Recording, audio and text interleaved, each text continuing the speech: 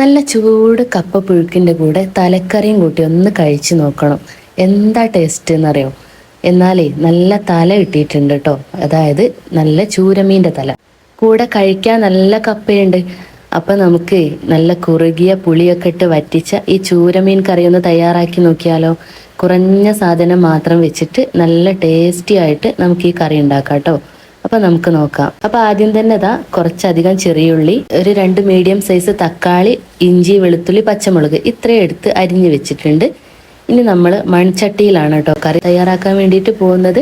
അപ്പോൾ മൺചട്ടി ചൂടാക്കിയിട്ട് കുറച്ചധികം വെളിച്ചെണ്ണ ഒഴിച്ച് കൊടുത്തിട്ട് അതിലേക്ക് ആദ്യം കടുക് പൊട്ടിച്ചിട്ട് പിന്നെ കുറച്ച് ഉലുവയും കൂടെ ഇട്ടിട്ട് പൊട്ടിച്ചെടുത്തിട്ടുണ്ട്.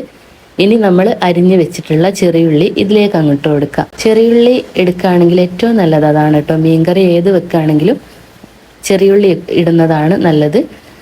അപ്പോൾ നമ്മൾ അരിഞ്ഞു വെച്ച ചെറിയുള്ളി മുഴുവനായിട്ടും ആ എണ്ണയിലേക്ക് അങ്ങിട്ടിട്ട് വാടി കിട്ടാൻ ആവശ്യമായിട്ടുള്ള ഉപ്പും കൂടെ ചേർത്ത് കൊടുത്തിട്ട് നന്നായിട്ടൊന്ന് മിക്സ് ചെയ്തെടുക്കാം. പിന്നെ നമുക്ക് ഇഞ്ചിയും വെളുത്തുള്ളിയും ചതച്ച് വെച്ചതും കൂടെ ഇട്ട് കൊടുക്കാം. അപ്പോൾ ആദ്യം തന്നെ വെളിച്ചെണ്ണയിലേക്ക് ഇഞ്ചിയും വെളുത്തുള്ളി ഇട്ടിട്ട് ഒന്ന് മൂപ്പിച്ചതിന് ശേഷം ചെറിയുള്ളി ഇട്ടാലും മതിയേ. ഞാൻ ആദ്യം ചെറിയുള്ളി ഇട്ടു പോയതാണ്. ചെറിയുള്ളിയൊക്കെ നന്നായിട്ട് വാടി വന്നിട്ടുണ്ട്. അതിൻ്റെ ഇടയിൽ നമ്മൾ തലയൊക്കെ വെട്ടി വൃത്തിയാക്കി വെച്ചിട്ടുണ്ട് കഷ്ണങ്ങളാക്കിയിട്ട്. അപ്പോൾ അതാ വാടി വരുന്ന സമയത്ത് നമുക്ക് ഇതിലേക്ക് പൊടികളൊന്ന് ചേർത്ത് കൊടുക്കാം. അപ്പോൾ 2 സൈഡിലേക്കും നമ്മൾ ചെറിയുള്ളി നീക്കിയിട്ട് നടുവിലുള്ള ആ വെളിച്ചെണ്ണയില്ലേ അതിലേക്ക് പൊടികൾ ഇട്ട് കൊടുക്കാം കേട്ടോ. ഒന്ന് മൂപ്പിച്ചെടുക്കാൻ വേണ്ടിയിട്ടാണ്. ഒരു 3/4 ടീസ്പൂണ് മഞ്ഞൾപ്പൊടിയും ഒരു 1.5 ടേബിൾ സ്പൂൺ മുളക് പൊടിയും ചേർത്ത് കൊടുത്തിട്ടുണ്ട്. കാശ്മീരി മുളകും സാദാ മുളകും കൂടെ ചേർത്ത് പൊടിച്ച പൊടിയാണ്. ഈ ഒരു കറി എന്ന് വെച്ചാൽ തലക്കറിക്ക് നല്ല എരിവും പുളിയും ഒക്കെ ഉണ്ടായാലേ ടേസ്റ്റ് ഉണ്ടാവുള്ളൂ. അപ്പോൾ കുറച്ചധികം തന്നെ മുളക് പൊടി ചേർത്ത് കൊടുത്തിട്ടുണ്ട്. അത്യാവശ്യം എരിവും വേണം, നല്ല കളറും വേണം. ഇനി ഈ സമയത്ത് 1 ടീസ്പൂണ് മല്ലിപ്പൊടി ചേർത്ത് കൊടുത്തിട്ടുണ്ട്. മല്ലിപ്പൊടി കൂടുതൽ ചേർക്കുന്നില്ല, കുറച്ച് മാത്രമേ ചേർക്കുന്നുള്ളൂ. അതും കൂടെ നന്നായിട്ടൊന്ന് മൂപ്പിച്ചെടുത്തതിന് ശേഷം 2 മീഡിയം സൈസ് തക്കാളി അരിഞ്ഞു വെച്ചത് നമുക്കിതിലേക്ക് ചേർത്ത് കൊടുക്കാം. ഇനി തക്കാളി നന്നായിട്ടൊന്ന് വഴന്ന് വരട്ടെ. ഈ മൺചട്ടിയിൽ കറി വെക്കാൻ പ്രത്യേക ഒരു രസമാണ് കേട്ടോ. ഇതിൽ ഉണ്ടാക്കിയത് കഴിക്കാനാണെങ്കിൽ നല്ല രുചിയാണ്. പക്ഷേ ഈ മീൻ കറി മൺചട്ടിയിൽ വെക്കാൻ എന്താണെന്നറിയില്ല, എനിക്ക് ഭയങ്കര ഇഷ്ടമാണ്. ഏത് മീൻ കറി ആയാലും ഇങ്ങനെ മൺചട്ടിയിൽ വെക്കാൻ നല്ല രസമാണ്.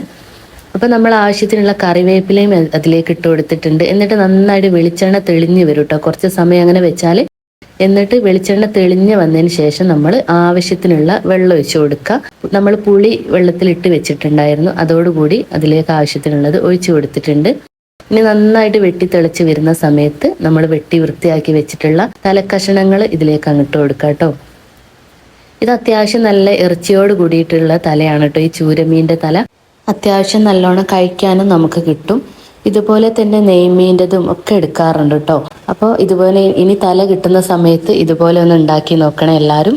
ചോറിനും അതുപോലെ കപ്പപ്പുഴുക്കിനും ചക്കയ്ക്കും എല്ലാത്തിനും ഈ കറി നല്ല ടേസ്റ്റാണ്. നമ്മളെ കറി ഇവിടെ ഏകദേശം റെഡിയായി വന്നിട്ടുണ്ട്. ഇനി ഗ്യാസ് ഓഫ് ചെയ്തതിന് ശേഷം കുറച്ച് കറിവേപ്പില മുകളിലേക്ക് ഇട്ടിട്ട് കുറച്ച് പച്ച വെളിച്ചെണ്ണ കൂടെ ഉറ്റിച്ചിട്ട് അവിടെ ഒന്ന് മൂടി വെക്കും.